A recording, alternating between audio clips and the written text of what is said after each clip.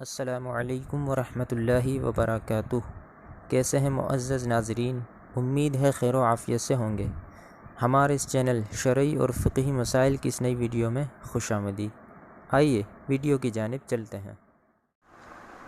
معزز ناظرین، پچھلی ویڈیو میں ہم نے جانا تھا کہ حلال جانور کا پیشاب وغیرہ نجاست خفیفہ یعنی چھوٹی نجاست ہوتا ہے، لیکن حرام جانور جیسے کتا، شیر، لومڑی، بلی، چوہا، گدھا، کھچر، ہاتھی اور خنزیر، یہ سارے جانور مسلمانوں کے لیے حرام ہیں اور پالے بھی نہیں جاتے، لہذا ان کا پیشاب اور پاخانہ دونوں نجاست غلیظہ یعنی بڑی نجاست ہیں۔ البتہ گھوڑا اگرچہ کھایا نہیں جاتا، مگر چونکہ اس کی دیکھ بھال ضرور ہوتی ہے، لہذا گھوڑے کا پیشاب نجاست خفیفہ ہے یعنی چھوٹی نجاست۔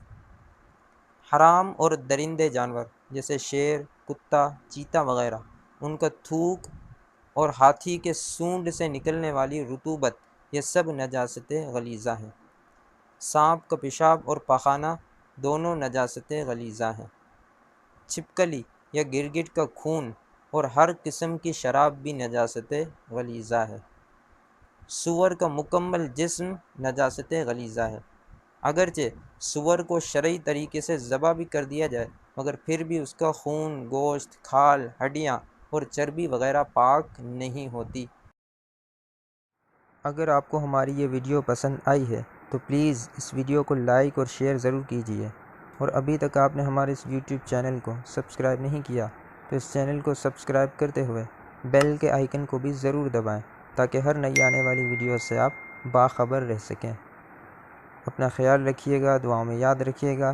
تو ملتے ہیں اگلی ویڈیو میں۔ اللہ حافظ۔